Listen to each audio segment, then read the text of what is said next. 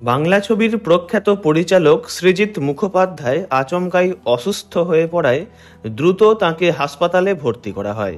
18ই April শুক্রবার গভীর রাতে 12:30 নাগাদ কলকাতার এক বেসরকারি হাসপাতালে ভর্তি হয়েছেন পরিচালক।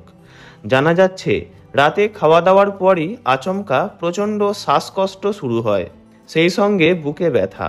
তাঁর এমন অবস্থায় ঘাবড়ে যান পরিবারের লোকজনেরা। দেরি না করে তাঁরাই দ্রুত তাঁকে হাসপাতালে নিয়ে যান।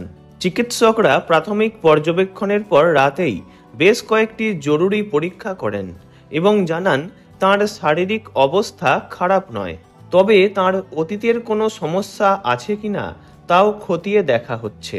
হাসপাতালের তরফেই জানা গিয়েছে, সৃজিত মুখোপাধ্যায়ের শারীরিক অবস্থা বর্তমানে কিছুটা স্থিতিশীল।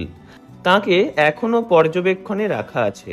শনিবার রিপোর্টের উপর ভিত্তি করেই সিদ্ধান্ত নেওয়া হবে তাঁকে আরও একটি দিন রাখা হবে কিনা। এদিকে পরিচালকের অসুস্থতার খবর ছড়িয়ে পড়তেই চলচ্চিত্র জগতে এবং তার অসংখ্য ভক্তের মধ্যে উদ্বেগ ছড়িয়ে পড়ে। সমাজ মাধ্যমে অনেকেই তাঁর দ্রুত সুস্থতা কামনা করেছেন। অনেক সহকর্মীরাও তাঁর আরোগ্য কামনা করেছেন। এমন একজন সৃজনশীল মানুষের হঠাৎ অসুস্থতা নিঃসন্দেহে চিন্তার কারণ। তবে যেহেতু তিনি এখন একটু ভালো আছেন এবং প্রাথমিক পরীক্ষায় খুব জটিল কিছু ধরা পড়েনি, তাই আশা করা যায় তিনি খুব তাড়াতাড়ি ভালো হয়ে উঠবেন। ডাক্তাররা তাকে এখন পর্যাপ্ত বিশ্রাম নিতে বলেছেন। সৃজিত নিজেও জানিয়েছেন, আমি এখন একটু ভালো আছি, হৃদযন্ত্রে কোনো বড় সমস্যা নেই, সব ঠিকঠাক চলছে। তাঁর এমন বার্তায় আশ্বস্ত ভক্তমহল। ভিডিওটি এই পর্যন্তই।